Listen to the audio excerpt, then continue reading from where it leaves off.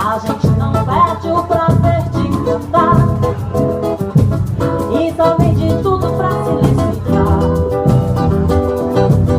a batucada dos nossos cantores. No céu ecoar o samba se refez, quando se faz elogio, podemos sorrir outra vez. É o delírio de um compositor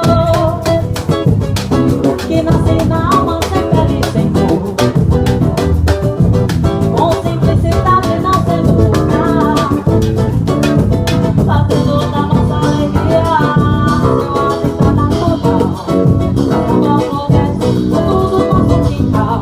Esse samba é pra você que vive a falar, a criticar, querer desmontar, querer acabar com essa cultura popular. É bonito de se ver o samba correr, lado de lá, bandeira não há, não se perde você, não samba, mas tem que aplaudir o samba.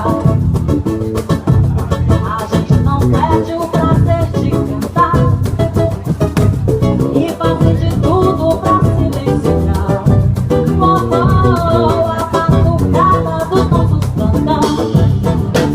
No seu ecoar o samba se refez, tudo se faz reduzir, podemos sorrir outra vez. É o delírio de um compositor que nasce na alma sem pele e sem cor, com simplicidade não sendo vulgar, fazendo da nossa alegria seu hábitat natural. Samba floresce no fundo do nosso quintal. Esse samba é pra você que vive a falar, acreditar, querer desmontar, querer acabar com essa cultura popular.